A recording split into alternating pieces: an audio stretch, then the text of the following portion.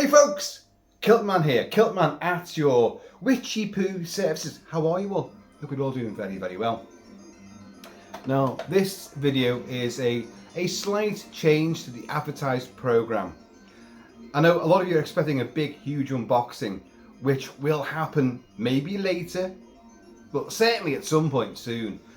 But KILT-MAN's been out in the big heat wave today and drunk lots and lots of whiskey, sitting outside in the sun. Never a good idea.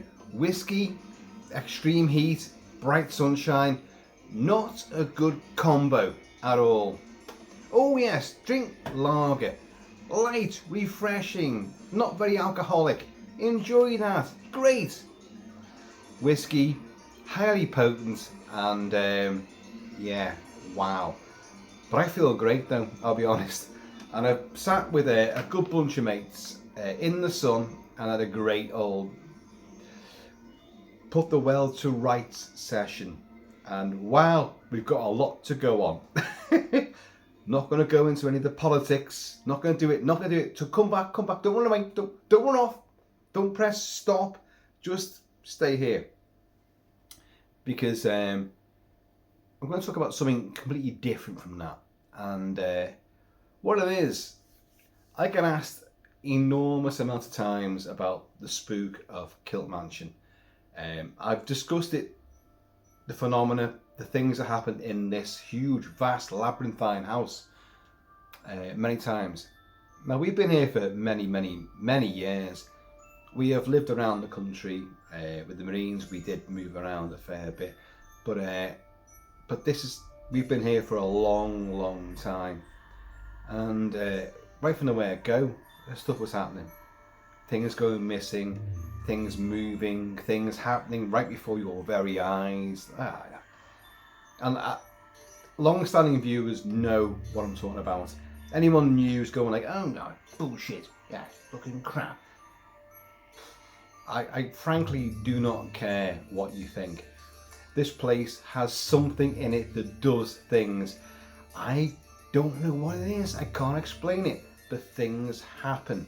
And the magical implies it's kind of lovely at the same time and wonderful. But that mysterious time of 3:34 in the morning has been a long, prevalent thing for me. Waking up either before, a long time before, and then investigating phenomena, footsteps, movements, things being shifted, something, sudden loud bangs, noises, vibrations, and I've got up and the first time I looked at the clock, my wife, Mrs. KILT-MAN, on her side of the bed has a digital clock, a very old school digital clock radio thing. And even upon investigations and coming back maybe 5-10 minutes later after going around the entire mansion, it said 3:34 in the morning, 3:34. But many times I've woken up with a jolt, looked at the clock straight away, 3:34.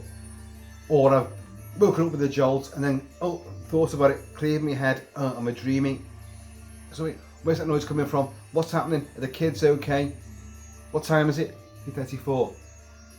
So whatever time it happens, the point at which I look at the clock, it's always 3:34. And though the clock hasn't stopped, before anyone says, it hasn't stopped. It does tell the time properly. Well, anyway, we've had 2 dogs that have lived in this house. Pepper, the huge, fantastic, prehistoric German Shepherd dog. An unbelievable beast. Who was slightly aware of things taking place. When we saw things, she did react occasionally and look where things were going on. But by and large, wasn't that bothered. And then of course we had Roxy the husky, Roxy the wonder dog, my best friend. And Roxy didn't give a shit. Whatever happened, and many things happened during her life here. 10 3/4 years of it. Many things. Didn't bat an eye. Wasn't asked at all. So things would take place around us and we'd be like looking at the dog. Dogs are meant to be, you know, clued into the supernatural world. Nothing. It's like, go and drag the ghoul, the spectre down and drag it back to us. But no, nothing ever happened. And of course Roxy died. And at Christmas, about 6 months ago now. And then we got a cat. Wednesday the cat. Cats, of course, are occult favourites. They are witchy, demon, you know, they are the familiar. They're the earthly essence of spiritual, supernatural qualities. They are pure occult creatures. And when we got the cat, and as I said, I think I've said on the video before, on videos before, that once she arrived, all stuff stopped happening. There were no shenanigans, no supernatural anything at all. Nothing was happening. No movements, no things vanishing, nothing like that. Almost like the cat had some kind of power over, you know, whatever is in charge here, whatever lives in these walls. I kind of scared it off. Almost like Egyptian quality, like the mummy. I mean, the Stephen Sommers mummy, where cats suddenly have a huge power of like, oh, you know, control over the mummy, the big open mouth mummy. Oh, and he sees a cat, he's like, oh, he legs it in a dust storm. It's all Egyptian. It's all very strange. But the cat arrived, and she's been here for like a good 4 months now, and nothing has happened.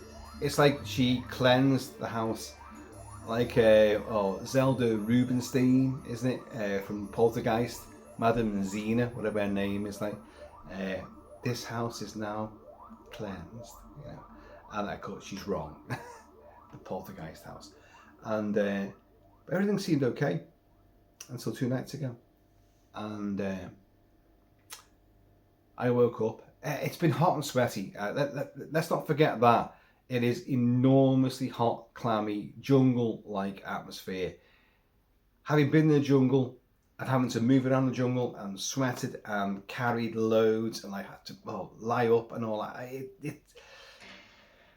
That's, you've got to do it. That's duty. So you'll get through that. But when you're lying at home in bed, you know, your normal bed, in your normal house, at home, civvy land, it's fucking horrendous. And it's getting worse and worse. Hyper hot, horribly hot, clammy, sweaty, nightmarish. And then, not last night, although it happened last night, but the night before, I woke up with a jolt. I was barely asleep. You know, any covering was flung aside, nudie nudes, and like legs and arms and feet were out, hanging off the bed, and like, window was open, mozzies coming in, so bitten to buggery and back, like. And I woke up, I heard a huge, horrible noise right outside our bedroom. Just to put you in the picture, our bedroom, we've got multiple floors to this house, but on our landing, we have our bedroom. My son's bedroom is next to us. We have one of the libraries is just the side of his room. Then we have another flight of stairs, and more flights of stairs. And so from our bedroom door, his bedroom door, and the library door, right? You've got a little sort of enclave there of doorways.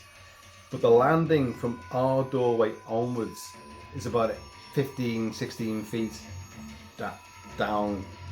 I'm doing it my way, looking at it from my way up.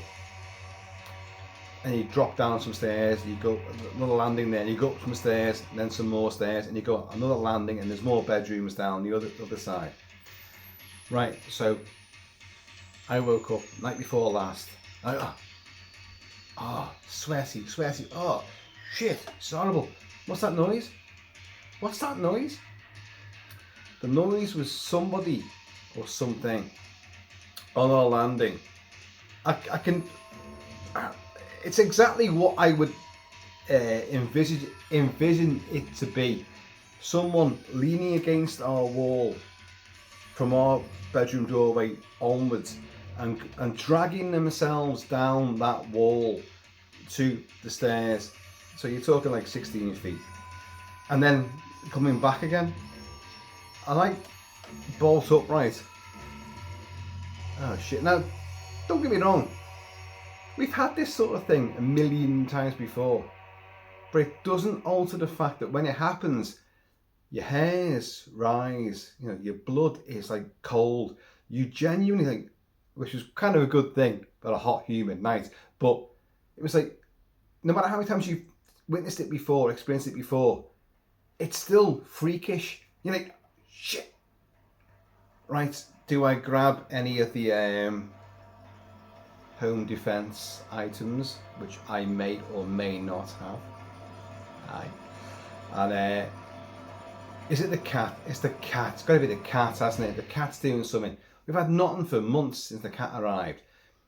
So I swung the remaining half of my body out of the bed. And where's the cat? She's directly to my left. I'm pointing to my left right now.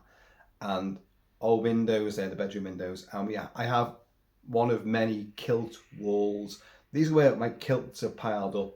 And the kilts I wear from certainly for a couple of weeks. So you're talking like 14 different kilts are stacked up there, and I wear one, then one day, then one the next day.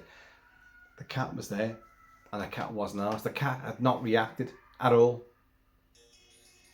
That cat, if I open the fridge door, you know, she could be a million miles away. She'll hear me open that fridge door and think, chicken, chicken, little packs of chicken. And I'm like, I'll go like, as the vacuum goes, the suction, like that, nice and quiet. She hasn't heard this. Can't see anywhere. As I pull the door open, the cat's there. She's got inside the fucking fridge already. Chicken, she says. Chicken, Dad, please, now. For me, now. Meow. So what happens? So that cat's not oblivious to any noise, any tremor, any vibration. She's there, clued in, like a shot. She's on top of the kilt wall. Wasn't asked. Fast to Bobos. So I went out to the landing because nothing happened for a long time. So I was right. Something's there. Nothing was there. Nothing. Of course, nothing was there. It had gone down the wall and come back down the wall again. And at that point, I come back. I leapt out and chased it off. I kind of think of do you remember in Day of the Dead, Rhodes, Captain Rhodes, the bastard Captain Rhodes, gets shot by Bub. You know, come on, Bub. Steele saying that, but you know the scene I mean. He's the last of the twats. He was, you know, the army bastards in the army bunker for Day of the Dead. And Bub's shooting at him, but Bub's, you know, a zombie, but he knows how to shoot, but he's quite cunning. He's hurting this guy. He's wounding him elsewhere. But there is a sequence where Rhodes drags himself down a wall. He's been shot and wounded. He's like, come on, you bag of shit. Come on, you puss brain bag of shit, or whatever, like, you know. And like, he's leaving blood all over the wall, but he's shambling down the wall, dragging himself down the wall. Well, that is exactly the sound that was on our landing. Now, we've had many different noises and things taking place, but that was a new one. That was definitely new to me. The wife, a long time ago, said, you know, you've heard the footsteps on the landing. And I hadn't. So we're going back, oh Christ, now, 10 years ago, maybe. So you had the footsteps on the landing. And I went, no. Because at that point I hadn't. And she went, the same location outside our bedroom. going again from my son's, well, the library, then past my son's bedroom door, and then our bedroom door, and then along the landing, and then come back again. No chains. Don't go thinking that like clanking chains and shuffling. But not particularly thuddy, heavy footsteps, but just footsteps, very clear footsteps. You need to bear in mind that our house, the mansion, we have a lot of bare floorboards, floor to floor to floor, because I like that. I've maintained that. We could carpet them. We've got carpets in many other areas, obviously, but a lot of the landings, because I like the sound of the click clack of your feet on wooden floorboards. And it makes me think I'm on a storm-tossed schooner at sea, or literally some old spooky mansion, which we're in an old spooky mansion. So I'm just playing up to it, really, I suppose. But I love it. I love the sound of that, and makes hoovering a lot easier as well. You'd think it wouldn't do, but everything goes down the grooves, so you're alright. The hoover just not in there. Not that I ever hoover, because we have servants for that. And by the way, cheers you all. We're coming to the end of the 3 barrels brandy. This is going to go off very soon. Cheers you all. And cheers Captain Ronnie, who sent this bottle.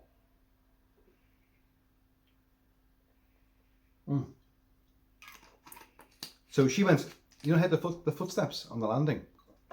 I went, no, we had a mouse. And of course, what time was it that she woke up? I didn't wake up at these times. Suddenly I was fast asleep at the 3:34 ungodly hour.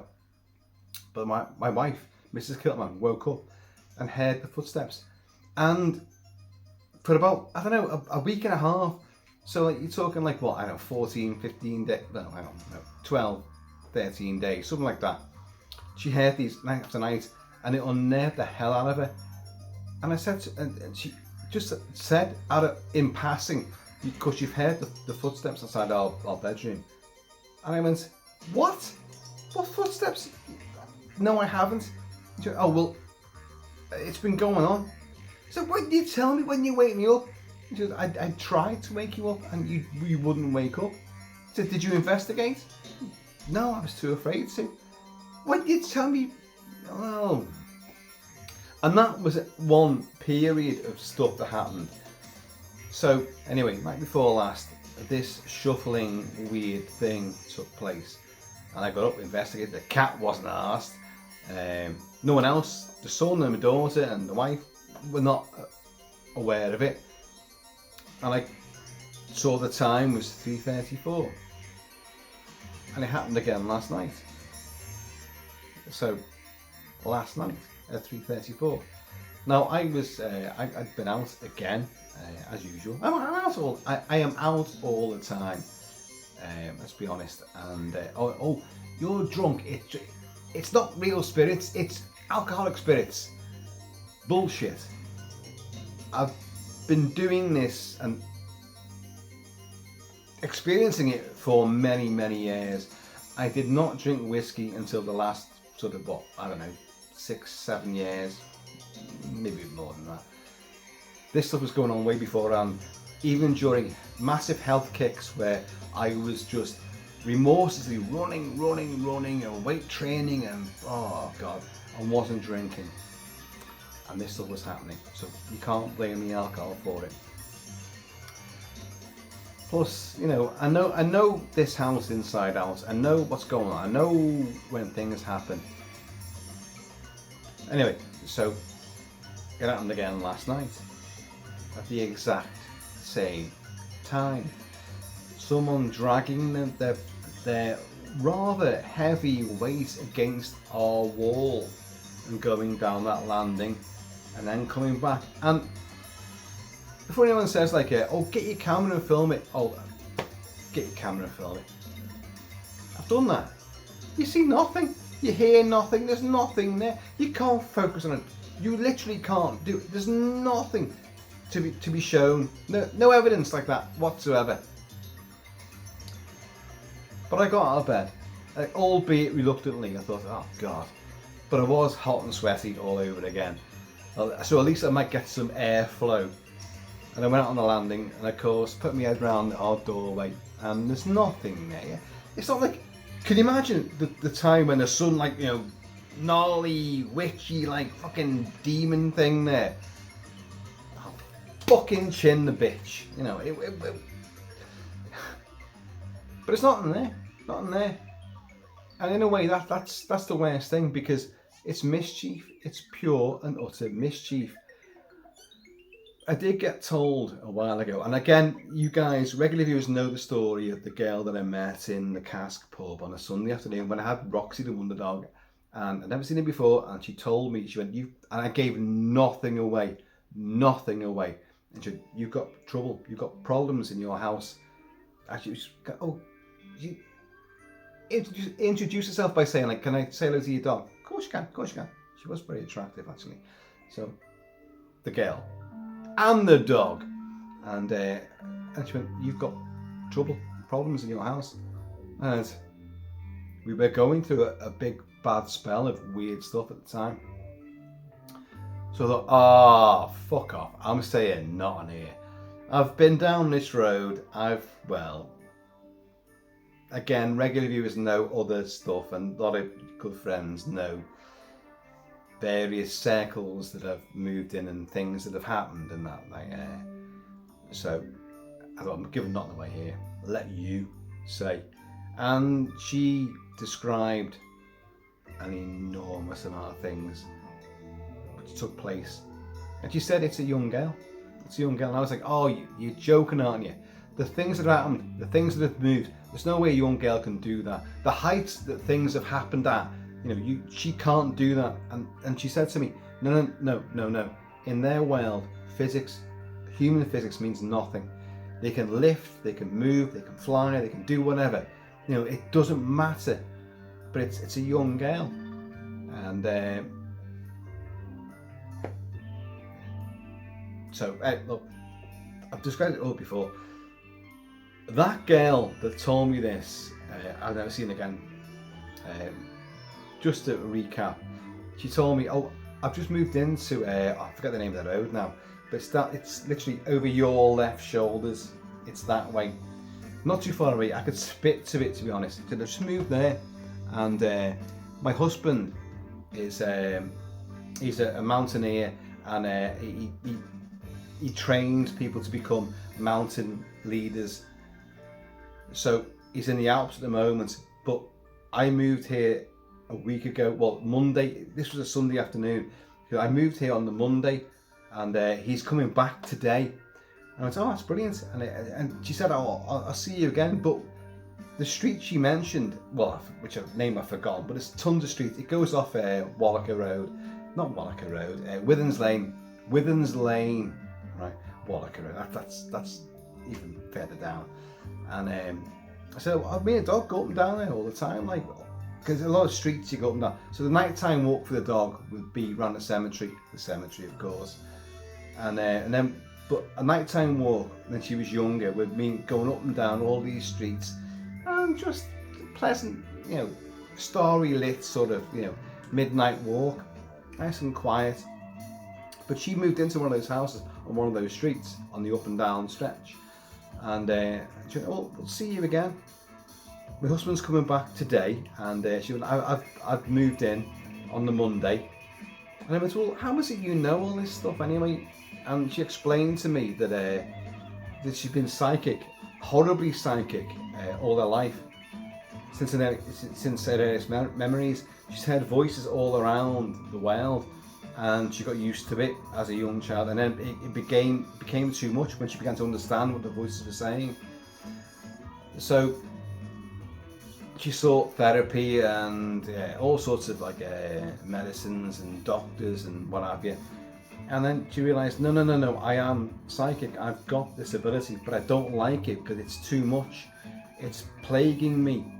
So the house, she came from Liverpool, I think outside Liverpool. I can't remember whereabouts now.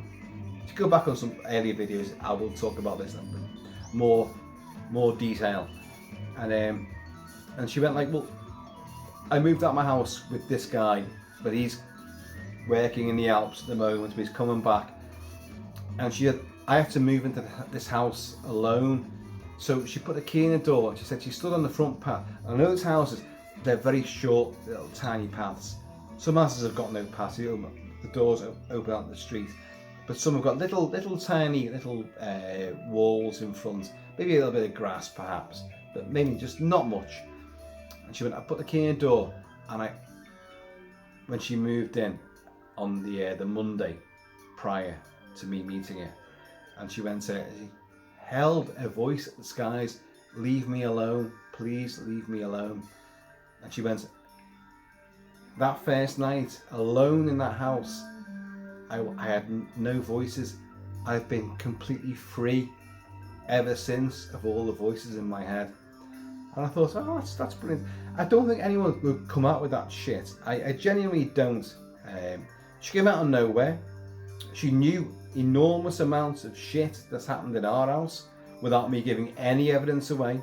I wasn't doing videos on it. I hadn't mentioned anything at all. She had no prior knowledge. Didn't know who the hell I was. And said, well, you know, he's coming here today, and we'll be back here in the cast later on. So, well, I'll be back, and well, we never met again. I've never seen that girl since. Never. And me and Roxy patrolled up and down those streets in the off chance of maybe bumping into her. Because I wanted to come here. I wanted to come here and try to work out what the story was and what was going on. And no, never seen her since. Never seen her since. I know it sounds bizarre and ridiculous and like, oh, KILT-MAN, fucking hell, what have you been drinking? I've been drinking a lot, but that's a story I've told many times before. And as I say, suddenly, phenomena is happening again. In the past, it was always to do with if we decorated a room, moved furniture around, took out an old settee and brought a new settee in, or put the bar in. We did all sorts of this house. But every time you did something, you'd have literally about 2 weeks of phenomena, things going missing, things happening, things moving, noises, just, we kind of got used to it. And then the cat arrived, and nothing until 2 nights ago. And then suddenly, you got the slumpy spectre dragging itself across the walls. And you go out there, it's gone. And of course, when you go out there, you stop it. It probably could have gone on all fucking night long. When the wife said to me like about the footsteps, she actually did go and look the first time, or what? Not the first time, I think the second time, and it stopped immediately, and didn't resume again for the course of that night. But then reappear the next night, and now, so maybe does it target someone in particular? Oh, I'm going to piss you off tonight. But that said, the kids don't get bothered by it. Okay, my daughter got bothered by the talking toys, but I've discussed that, and that was bizarre. There were no batteries in the toy, and it was talking to her. No batteries. But my son, nothing's occurred to him at all. Nothing. I can remember. Nothing at all. Anyway, cheers, y'all.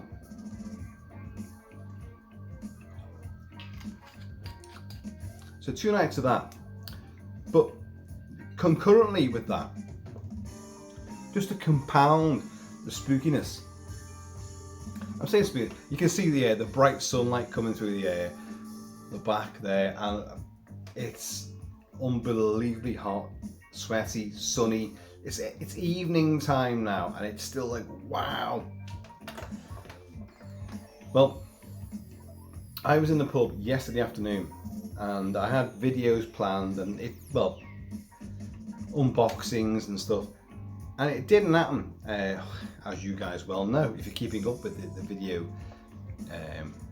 delivery system. I was sitting in the pub and I was doing my own thing. I'm like this, I put my earphones in and listen to music. If I want to be sociable, I don't wear the earphones and the phone's tucked away. That's it. So I'll talk, I'll natter, and I'll join with groups of people, and I'll join with mates. I'll sit and I'll be massively gabbity gab. If I've got the earphones in, kind of means I don't want to talk to anyone. I'm working things out, I'm making notes for other videos, or I'm just in my own little zone. And I was sitting there yesterday evening, and I thought, well, I'll just have a couple more whiskies, and then I'll go back and I'll do the big unboxing.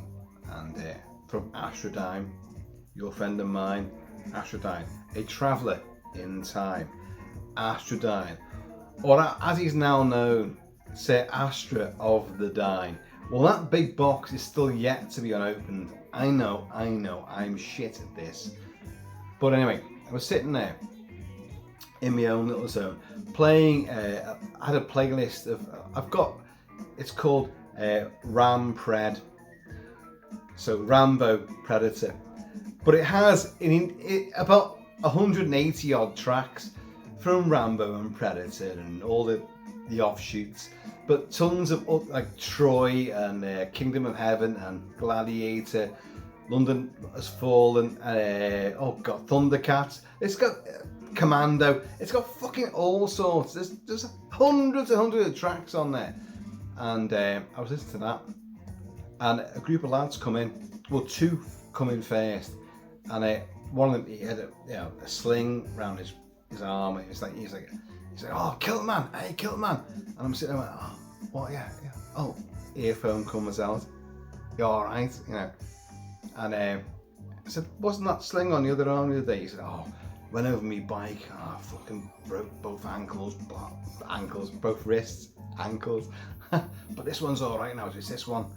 So anyway, and so two of them, I'm like, oh, KILT-MAN's great, fucking blah, blah, blah. And I'm like, oh, yeah, oh, cheers. I put the earphone back in, but the music come back on. And then two more of their mates come in, and they went, oh, it's KILT-MAN over there, have you seen KILT-MAN? And oh, fucking hell, fucking KILT-MAN. We got fucking sounds, you mate, fucking see you all the time. And I'm like, yeah, okay, yeah. No, it's great, don't get me wrong, it's great. Love it, all that. And I shook hands and like, all that kind of crap, like. And I put my earphone back in. Now, I had probably Alan Silvestri's Delta Force theme playing in that ear, and the minute I put that in, the music changed. And it changed to Suspiria from Goblin for Dario Argento's 1977 masterpiece of occult terror and audio-visual super shock, Suspiria,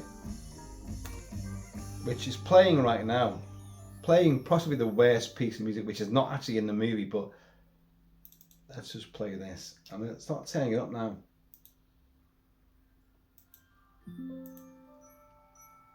And this began playing. I thought, I didn't fucking do that. Where'd that music come from? I've not listened to Suspiria for a long time. I play it a lot, but I've not listened to it for a while.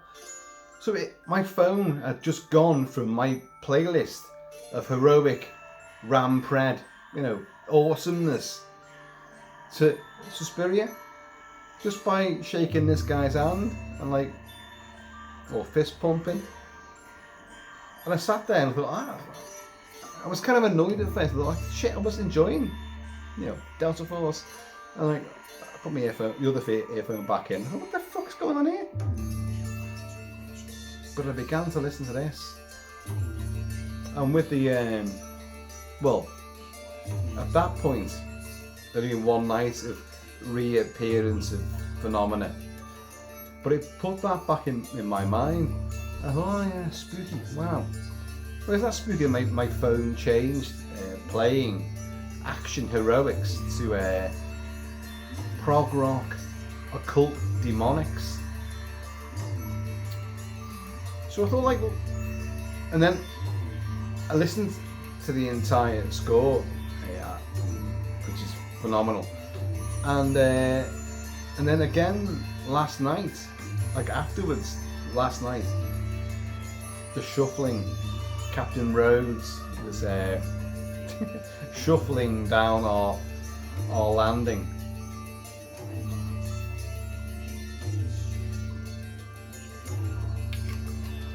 But it got me thinking about this. Now, I went out today and I was playing this deliberately. And I was sitting in the sun. That's a kind of bizarre thing because this is so baroque and gothic and mysterious.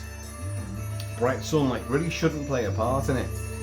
And I ended up taking the earphones out and having a good natter with some good mates.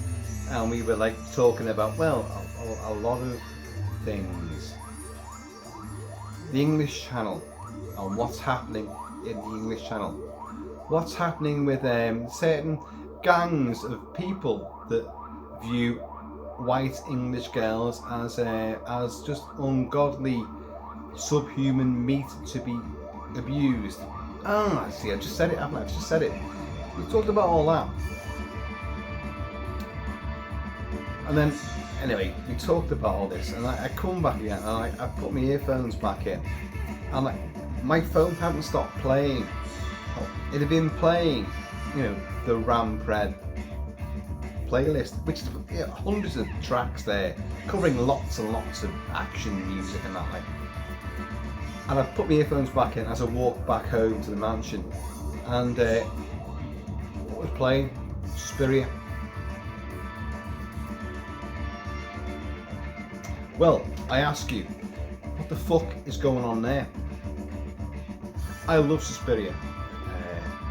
I married a girl that my wife, Mrs. KILT-MAN, Janet Olty is her maiden name. Absolute dead ringer for Jessica Harper. See over there as well. Dario Argento's 1977 occult extravaganza, Suspiria. When that film came out in 1977, I saw it very quickly. I didn't see it on its initial release. I did not see it with its full Dolby surround sound. Only certain London cinemas had that. But it didn't matter where you saw it. This soundtrack and the visuals that he supplied blew you away. I was only a kid. I was, what, I don't know, 9, 10 years old when I saw it first time. I then saw it on re-release. I saw it in Manchester with a fantastic sound design. I forget the cinema now. I've seen it in London as well, and I've discussed the movie many times on the channel. But its sudden reappearance now in my life really does seem, I don't know, like it was supposed to be. I've been drinking, but forgive me.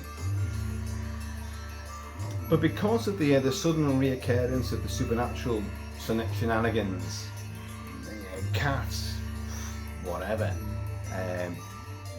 recently, and my phone switching to this on 2 occasions. I don't know what's going on. But I want to talk about this score now. There's a reason why, and I've worked out why I love this movie so much. Well, there's many reasons. It blew me away as a kid. It's extreme bloodletting. It's hyper violence. It's hyper, not surreal. It's hyper realistic. It enhanced. It's not like just dreamy, weird, quasi, imagery. It is. The violence is really an exposed, beating heart is still stabbed into, plunging through a stained glass window and and strangulated, hanged, a slit throat, the undead with dripping blood eyes, like cackling, a horrible old demonic witch, and a poor innocent American girl that goes to the Tanz Dance Academy in Freiburg, Germany. I love the movie. It got remade, of course, and the remake has a lot of followers. The remake does a lot of great things. A remake, if you're going to do a remake, do something different. Take the original story and bring in something new. Go further out, and it does. I don't think it's anywhere near as good as Argento's original, and nothing Argento's ever done since that movie has been anywhere near as good. Yeah, Deep Red, Profundo Rosso beforehand, Bear with Crystal Plumage, Cat and Iron Tails, yeah, they're great. Four Flies and Grey Velvet. And afterwards, Tenebrae is fucking awesome. Nonno Sano, I Can't Sleep, is great. Opera's great, but nothing, to me, Argento's pinnacle is Suspiria. And it'll never leave me. It blew me as a kid, underage, watching that. You know, I was allowed to see things. I got away with a lot of stuff, and I saw Suspiria, not multi-track, fucking, you know, Uber track stereo sound, which was ideal. Argento, in all the cinemas, certainly around Europe, where they couldn't have the 4-track magnetic stereo sound system, he put in the sound system playing behind the cinema screen, so it come out in your face as well as the cinema speakers. So pretty spectacular stuff. Now, this music has blown me away forever. The visuals, the nastiness, the gore, the stylistics of Suspiria will never leave me. But this score, and there's a reason for this, and I've only just worked it out. I think I've just worked it out. It's Goblin, or the Goblins at the time. Claudio Simonetti.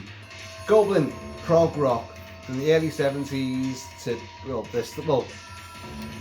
Claudio is still going. And there's been offshoots of Goblin ever since. I do live stuff of all this all the time. But the instrumentation, the wild, bizarre, bouzouki, acoustics, electric guitar, acoustic guitar, church organ, other organs, the mandolin, the mini moog and the full moog were used. So synthesizers are in there. They pushed the boundaries of music and how music works. It's lyrical, it's frightening, it's bizarre, it's baroque, it's a thunderclap, it's a lightning slap in your face. When Dario Argento got them to do the score, they were about to disband Goblin. They'd done Deep Red, Profundo Rosso, and they actually made a big name for themselves. That Deep Red soundtrack was in the Italian charts for like over a year, and charting quite heavily. And they were going to disband. Argento was like, no, I want you guys come back, and here's my idea, my pitch for Suspiria. So what he did, like most composers, well, a lot of composers, certainly 70s and 80s, well, not even beforehand, they would see the movie and like, right, okay, well, I can compose this. I'm the full orchestra. I will compose and conduct to the movie. There you go. But with these guys, Argento went like, well, here's my story synopsis and a few ideas, a few sort of visual vignettes. Try and work out from this. So they did some music. Legend will have it that they were playing this music on set for the actors to react to. They weren't. They were playing what Goblin did as sort of sketch ideas, musical sketches to it. And it wasn't this. But the actors reacted to it like perfectly. And then they saw the finished movie, and Goblin, Claudio Simonetti and all that were like, holy shit, or whatever's Italian for holy shit. Yeah. We're going to change everything. And you get this.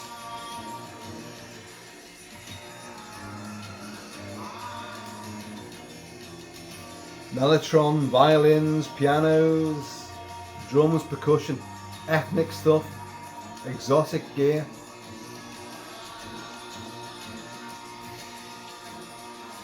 Claudio Simonetti's voice.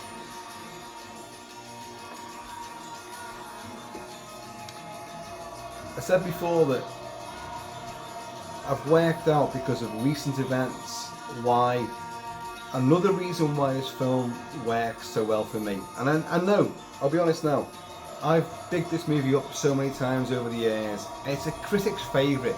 I don't care about critics, I don't care about the cult following. I love the movie. I've loved it since I was a kid.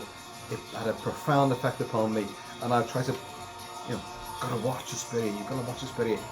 And many people do.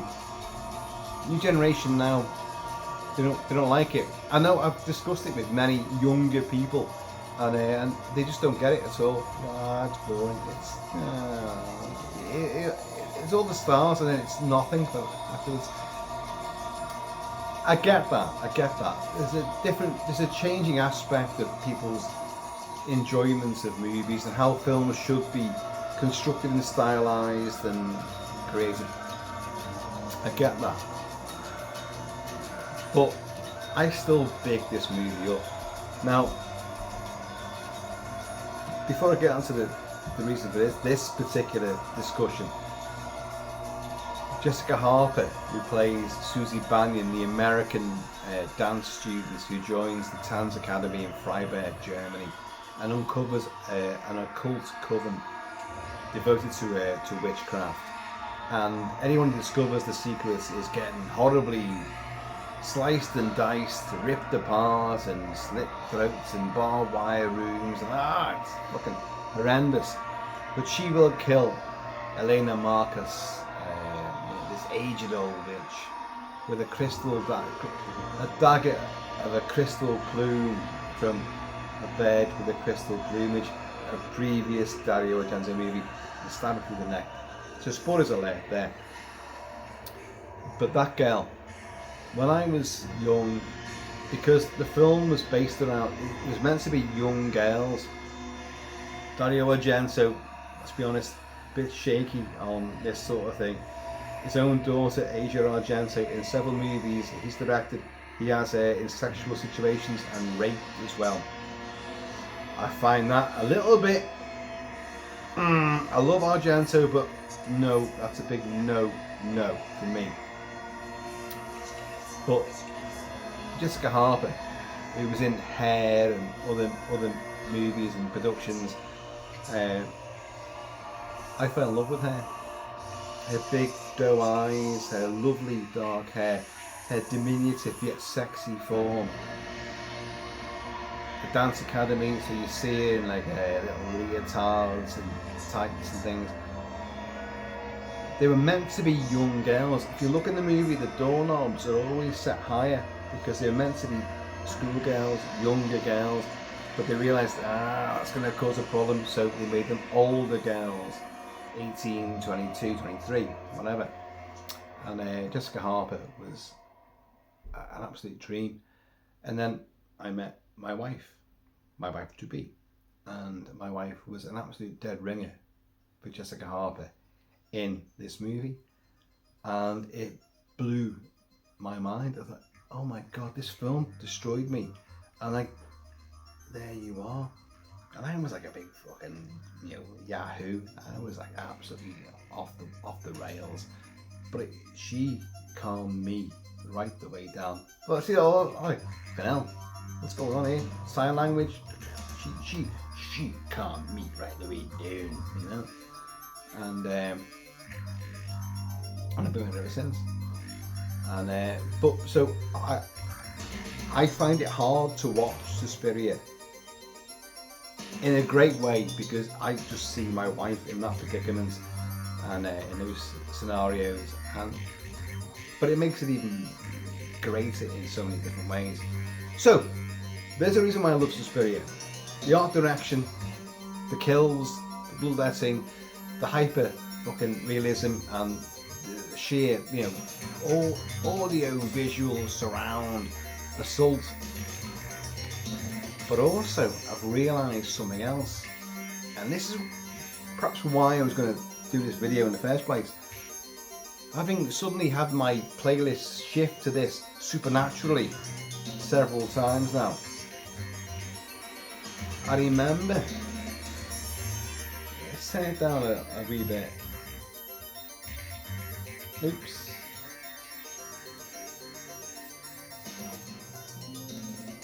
You all know that my dad, the big kilt papa, military historian, lecturer, collector of militaria, fought the Luftwaffe on the sand dunes. They went in sand dunes. The big dips on New Brighton Beach, the big grassy dips, took down with rocket batteries. The Luftwaffe attacking London. Where am I going with this? Liverpool and Birkenhead docks. God almighty. And but I grew up in a house full of all weaponry from all the ages of combat and warfare. But you loved the World Wars. And when I was about, I don't know, 5, 6, maybe 7, no, I think 5, 6 years old, he and my mum, big kilt mama, went on a tour around Europe. Now he'd been there before, and he went there many times afterwards. But we went there, our family, just me, my mum, and my dad, me, and another family as well. Now I've got older brothers and a sister, but they're way older, and they weren't involved in this at all. And we went around Europe, and we went around a lot of battlefields, France. Went to Germany a lot, Netherlands, Holland, Belgium, Denmark, Austria. We went all around these places for about maybe 3 weeks. I was only a kid, but back in those days, you could go on holidays for like a long time. The schools and the government, your kids will be in school. You can't do this. You'll be fined. Didn't happen back then. So off we went. So there was me, my mum and dad, and there was Eddie Jackelstein, a Dutchman, and his daughter and his wife at the time. Like, he got married a couple of times. Eddie Jackelstein was he owned the Flying Dutchman. Wonder why it was called that. He's Dutch, and the Flying Dutchman, the mystery, schooner, the frigate. Supernatural law, maritime, occult, and the two of them both gave uniforms and stuff, and would appear in the film A Bridge Too Far about the Battle of Arnhem. Yeah, Operation Market Garden. Discussed it many times. So, but this is before all that. This is before they gave uniforms and what happened with The Bridge Too Far and me dad. I've discussed it many times. So we travelled around, and I remember a couple of occasions. I was only young, and they are very distant memories, but they came back because of sitting in the pub, and suddenly my playlist went to Susperia. We stayed in a hotel, a ramshackle hotel in Germany. I'm gonna sneeze. I've got a sneeze.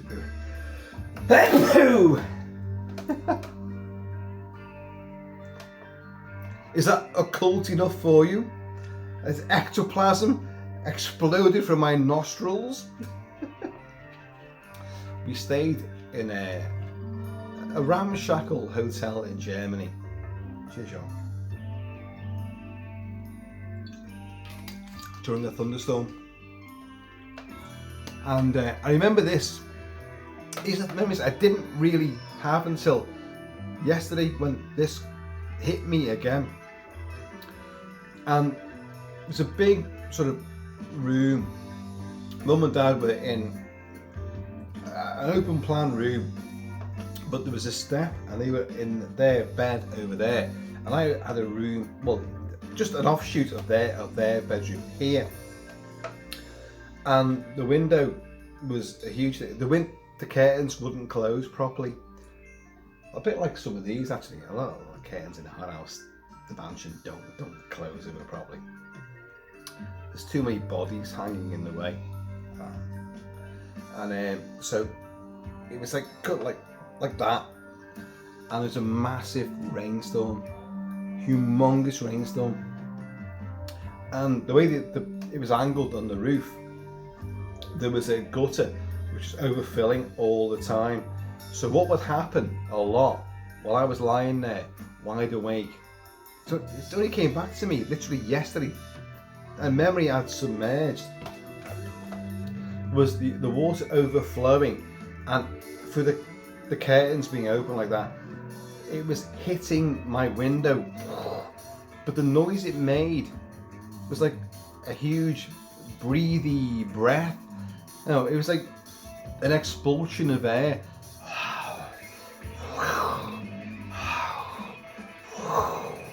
like that, as it overflowed. And then as the night wore on, because the rain was that bad, the gutter come away and began to bang against the wall itself, the roof itself. And it was haunting, it was genuinely haunting. Plus there was gargoyles and things, and I couldn't see them, but when we come out the next morning and the rain had been that intense, there was still water leaking out of these things. And my dad pointed up and he was like, oh yeah. And you can see all these gargoyles, and water was still like dripping out of their nostrils, their mouth, over their ears.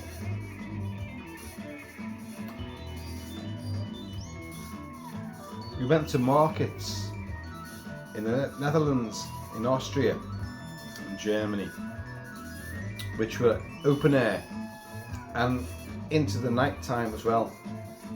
And you'd have people playing bizarre instruments. And I would be there as a little kid holding my mum's hand, you know. And like, my dad's looking at military, he's looking for bayonets and, you know, imperial Nazi fucking regalia. He's not a Nazi, but Nazi stuff was big money, big money. If you collected militaria, Nazi stuff, Imperial German Wehrmacht stuff was hugely, you know, moolah. So, you know, he was looking for all that kind of stuff, like paraphernalia. And so we'd be going down these markets, and they'd have these things, cobbled streets, like that as well, very steep cobbled streets, and lots of lights strung up across all these cobbled streets and courtyards, and hundreds of stalls, lots of food, and it was great, lots of smells. But people were playing music. I never saw these bands, but I got the impression that just people were playing like strange instruments, hidden around corners, plinky plinking away, and some bass would be there, and I'd be holding mum's hand and just looking like wide-eyed at everybody. It was so bizarre. And I remember like there was tons of, it sounds freakish, it's a childhood reminiscence, which probably is very imperfect, but people were looking at me and like, you know, like sort of, not satanic, I'm just saying that, not satanic, but just, you know, kind of interest. And there are many scenes in Susperia which evoke that entire impression. I'm going to come on to the main thing, which is the music, but people looking at you, people sitting on, you know, older women, great big saggy boobs. I remember all this. They'd be looking at you, they'd be sitting on a corner, a cobbled street, there'd be a stall there, and they're just staring at you and smiling as you went past, and I'd be going like, completely, you know, what the hell? Grabbed my mum's hand, you know. I don't know why I was afraid. Nothing happened. And I've been to all these places since as an adult, and not encountered that atmosphere at all whatsoever. But then you're walking around strutting your stuff and like fucking being like, I know I've been there with mates, I've been there with the wife, I've been there with I've been there with other military people, and you know, you don't care. You're aware of what could be happening, what could be around the corner, but it's not that. It's not like that. It's not that bad at all. But you're just always aware. But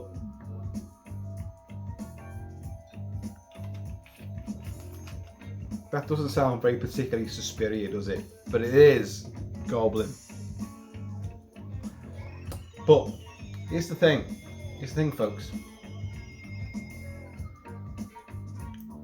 The title track, Suspiria. Listen to this.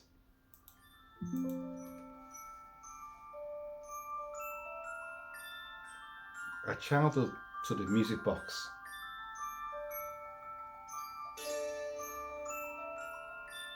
Acoustic guitars, you got mandolin, you got bouzouki, you got Claudio Simonetti doing voices, breathy voices, and he gives the game away, which you will say that.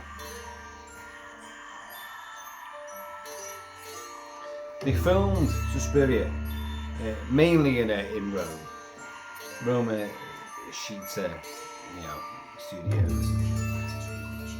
But also they did film in Munich as well. And the Freiberg, the Whale House, the very historic red-fronted Freiberg House. Whale House became the Freiberg Dance Academy, Town's Dance Academy in Freiberg. Let's get that right. Been drinking, mate. Listen to this. You've got bodrum, you've got other ethnic percussion. You've got Claudio Simonetti providing the vocals here, breathing and whispering, hissing. The mellotron, another early sort of electronic sound system. The Moog, the Mini Moog. This is prog rock stuff. Remember, this is not what Goblin created initially, which was played on set. Exteriors and some locations were filmed in Germany, but most of it is filmed on the Rome studios.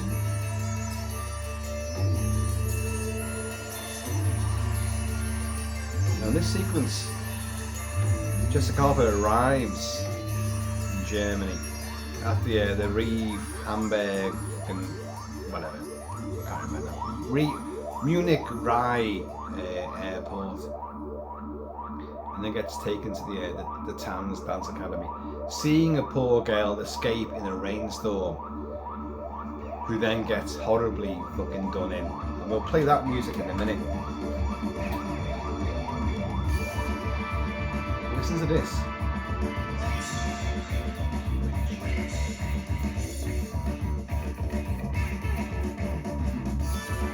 This has never left me. There's many people that watch the videos and are great friends of the channel. So I'll watch Suspiria because you've gone on it all the time. I watched it and I don't get it. I just don't get it. I know. Maybe it's born out of a particular era. Suspiria came out at a time when, I was massively young, but it blew all my other limits of what I knew what a genre film was going to be. It had Jaws, it had Star Wars. As like a young mind, it blew me away. I'd seen tons of The Thing from the Well, tons of horror movies and sci-fi, Tarantula, Creature from the Lagoon. I'd seen all these movies, King Kong. Massively enamoured by the genre of the Mysterioso and the Fantastique. This absolutely destroyed me, floored me in so many different ways. And I think the film still is huge for me because, well, my wife is a dead ringer, was a dead ringer for Jessica Harper. Jessica Harper has not aged as well as my wife has aged. I'll be honest. My wife is still gorgeous. And I think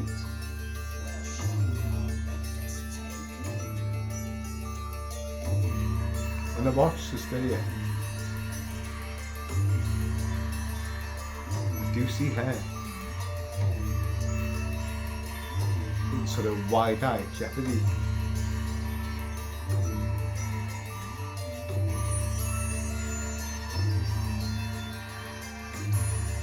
It's horrible. So the film works on a very emotional, fundamental level for me. But everything about this film works. Was it Alexander Walker, the Time Out critic, said like, the only thing more terrifying than the first 90, the only thing more terrifying than the last 10 minutes of Suspiria is the first 95 minutes. He gets the timings wrong. It's only a 90-minute movie, and in all honesty, the film Suspiria is more frightening in the first half or 2/3 than it is at the finale. The finale can be viewed as a letdown. It definitely can be. I see it that way myself. But it's still unbelievably affecting, and it's a cinematic experience which, if you can watch it on the biggest screen going, whether it's your own projection screen or whatever, but with the best sound system going. Argento never delivered on the promise of this movie. Tenebrae is the closest. Great soundtrack, Keith Emerson, great soundtrack, pulverizing death and destruction. But it's a crime thriller. It's a horror crime thriller. This is pure occult.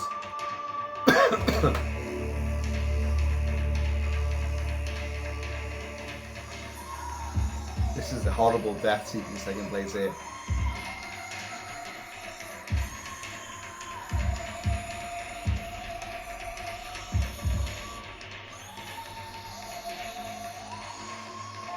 And it just goes up. Hollywood movies, we're not doing this. Hollywood movies, okay, the zeitgeist of bloodletting, like Living Dead, obviously, then Dawn of the Dead, and well, the Wild Bunch. Blood. More explicit graphic stuff was taking place. And you had lots of demonic occult movies in America at the time. A lot of TV movies as well. Satan's Slaves and whatever. Race with the Devil. You know, obviously The Exorcist, the biggies, The Exorcist, The Omen. You had loads of. The Devil was huge in the 70s. He'd come back with a vengeance. The witches. That's a different thing altogether. Dario Argento really, with his then wife Daria Nicolodi, who based some of this, well, there's some conjecture on this, on childhood experiences. Okay.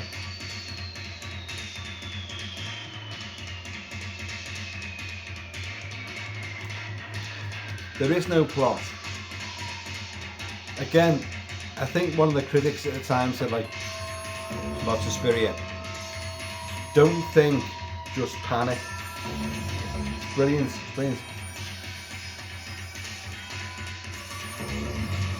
Listen to this.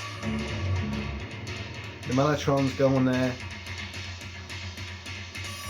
Got the tabla going. You've got all sorts of like bizarre instrumentation. Kicking off, giving it loads. Superb. And Goblin, in whatever iteration they have now, play all this stuff live, and they're still doing it now. Outstanding. Right, okay, we are going to enter into perhaps, well, my favourite piece.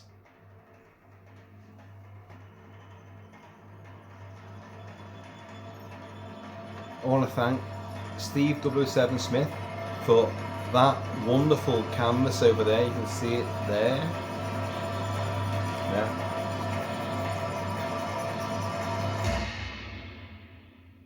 I think it was Astrodyne who sent this as well. The remake is interesting. It does the story differently, and it gives it an entirely new payoff, and it does twist things, which I think I said before, a remake should do that. It should be different, but fuck that. Fuck my voice. Listen to this.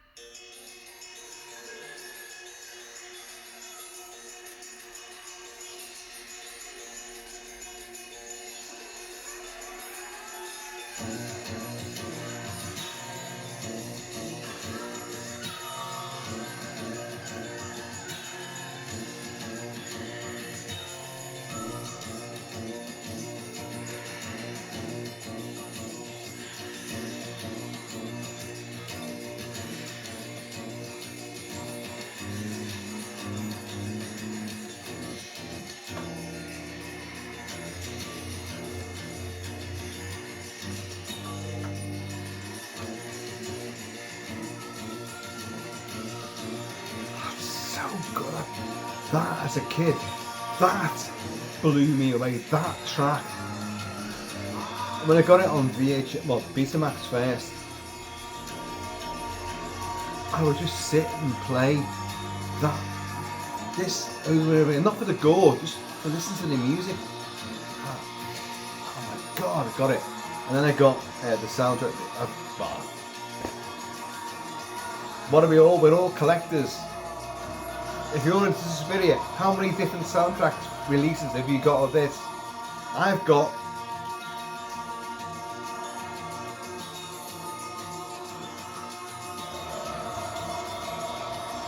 we're 11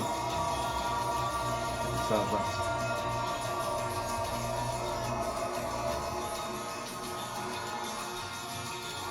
You can see what I've really massively caught this song in slapdash zones of flesh.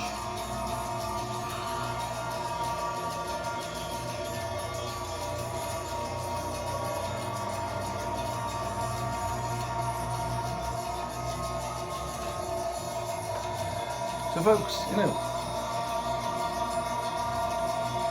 I will not keep you much longer. Suspiria is an experience. I'm definitely going to promote Suspiria. I love the movie. Is it because I was at a particular bizarre age? Is it because I visited countries which had this, I don't know, to a young mind, an utterly alien sort of landscape of personalities and characters? Is it? I don't know. All played a part. Very clearly played a part. I love Europe. I love Eastern Europe. I love France. I love Belgium. I love Germany. It sounds wrong, doesn't it? I love Germany. We fought 2 fucking wild wars against them. But then you say love France. We fought how many fucking wars against France? So it's all great. As long as we can keep all those individual cultures and castles alive, and that individuality, that singular sort of character of cities and places which are being horribly eradicated now with the reorganisation and historical changes that they're trying to do. The mystery of Europe is unbelievable. And we've got it here too. You go Wales, you go Scotland, you go on England, you go Ireland. We've got so many ghosts, kelpies, harpies. I think I added that there. We've got ghosts, ghouls, goblins, haunted castles. We have and monarchy with hidden, wretched, mutated sons hidden away in castle rooms. We've got all that kind of crap, and I don't mean, Harry and Meghan. We hid them away in California.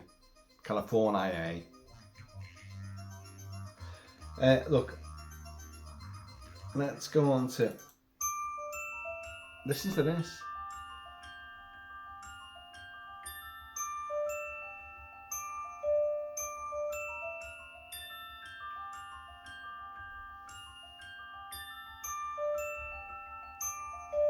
There's something almost in your DNA about that.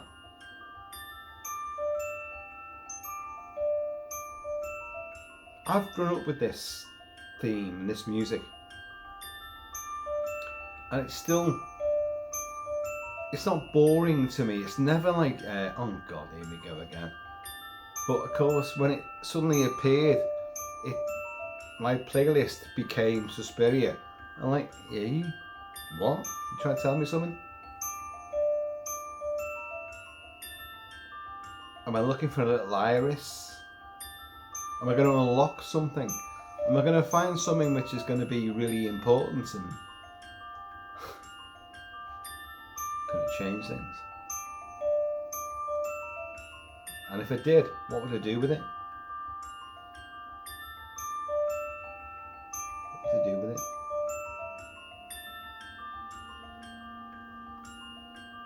I'm your shotgun guy, you know. You're doing what? And even in this country, you're not armed. If I discover, I'll play that again, because it actually worked pretty well.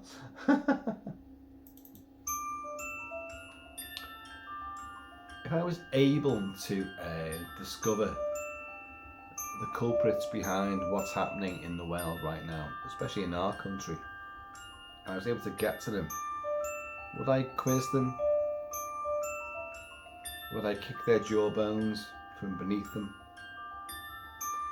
Would I gouge their eyes out, rip their ears off? Would I burn them alive? What would I do? What would I do?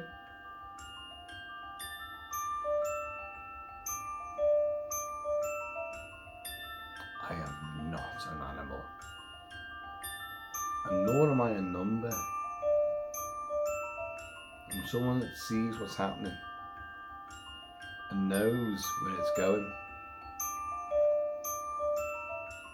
And if I said where it's going, it's goodbye, KILT-MAN. Ooh.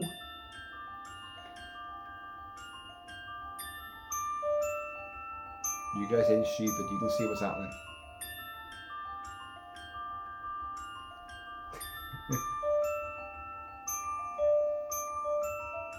Isn't that great? It's almost like the witches of the world have conspired and and they're obviously league with the demons, the diabolic, and they've got it sussed. Yeah, it's all worked. Dario Argento says, oh, shut up. Dopo Profondo Rosso, naturalmente non potevo. After Deep Red, I would have been crazy if I didn't keep the Goblin to play this movie. If we didn't keep on It's gobbling. been a big experiment and a big step ahead for me. Ah, shut up, So man. I took them, the young Goblins, to play this new soundtrack. Maybe my best one, and it's been an amazing experience together. I'll try to change this. Un'esperienza.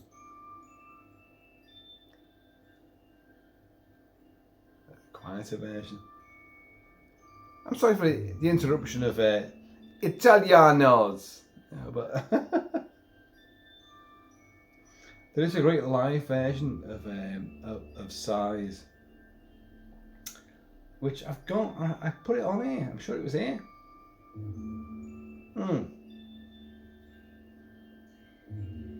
Well, maybe I have fucked that up. That'll be the first time.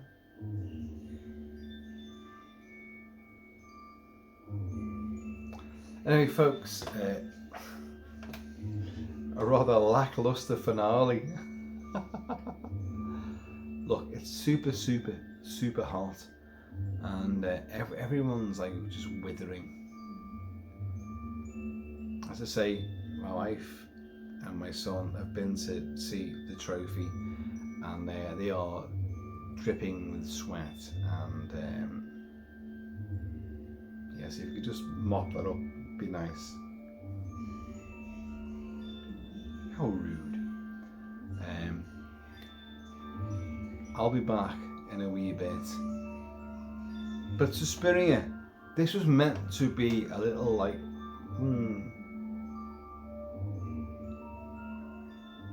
the mansion's come alive again. Is it a good thing? Is it a bad thing? I don't know. I don't know. It's never hurt any of us. Never. But it's done stuff.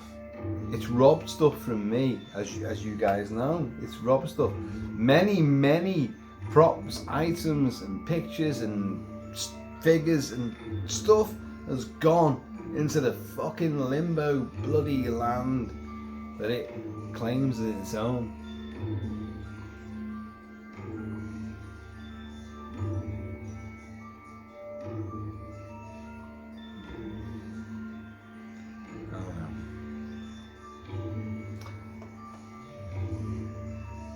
Do you want a world of magic, mysticism?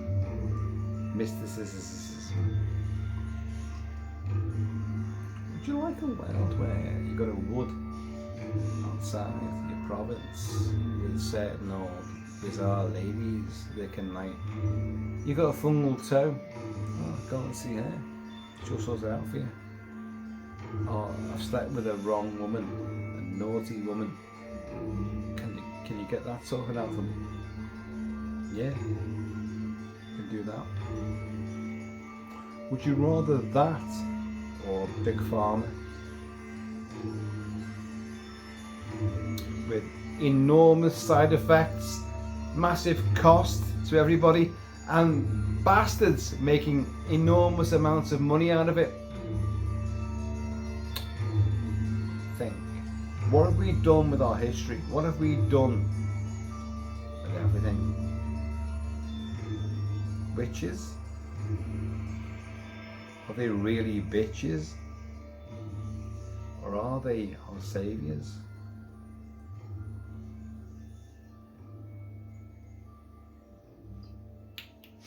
I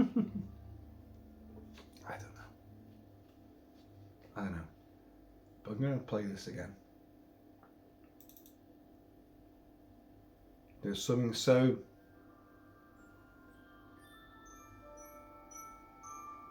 this, as I say, like memories, Germany, and that trip, that big massive trip,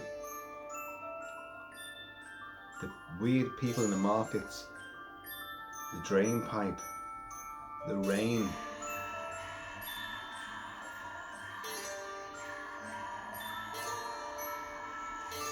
and then they married the heroine of the movie. She's still gorgeous. And still doesn't care about the movie at all. Never has cared about the movie at all. I've got like, that's you, that's what, you know, I was drawn to you because of this sort of thing.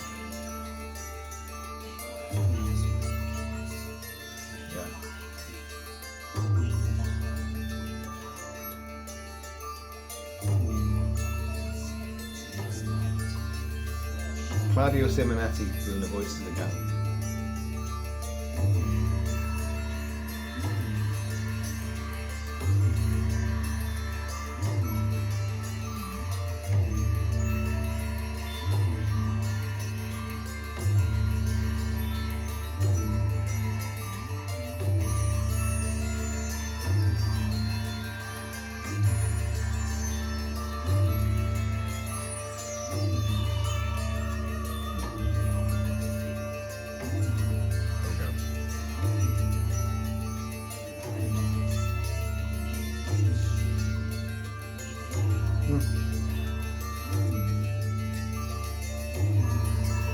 For those keeping up, lasted well.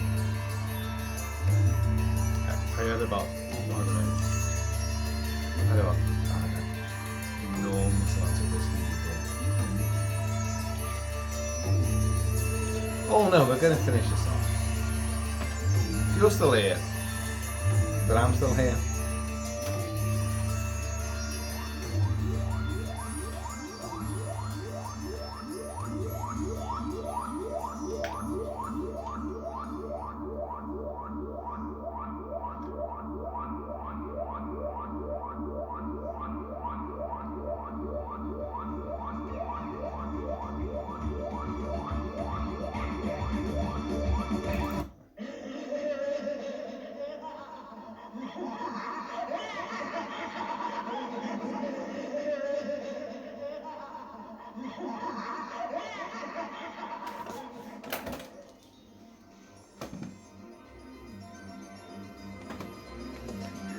Fuck you, bitch witch.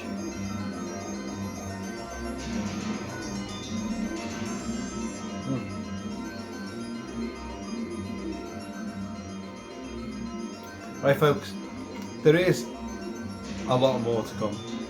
And this video has been a massive leviathan of, I don't know, wanton ridiculousness and fun, frivolity and frights. Frying tonight.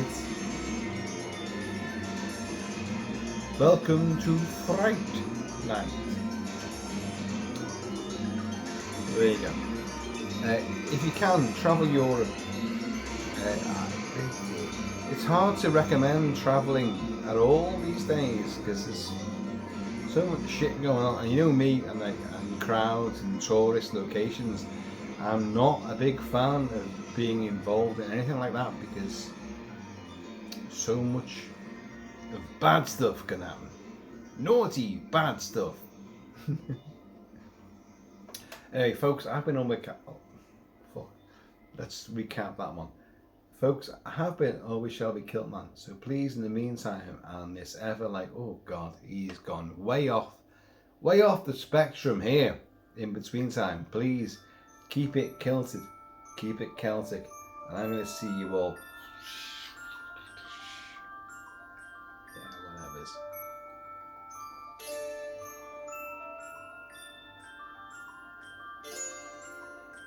You see what I mean?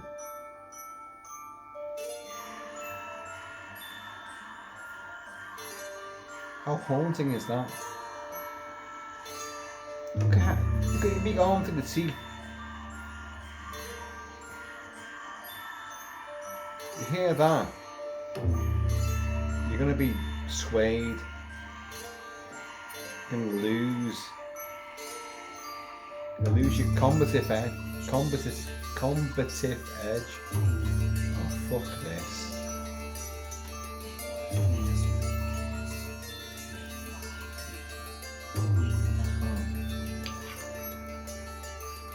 Brandy's gone.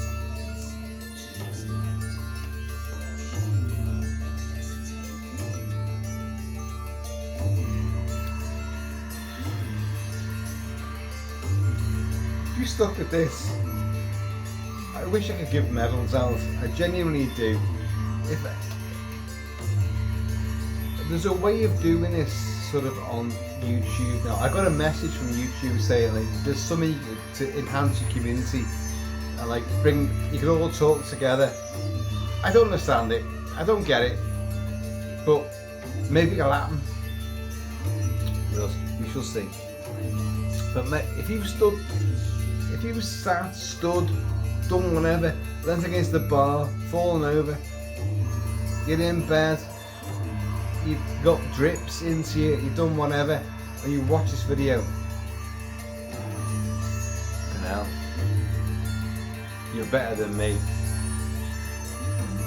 Suspiria rules, and the Spook in KILT Mansion is back again. What do we do? What do we do? If only I could capture it on film and just make it sit here and interview it. How cool would that be?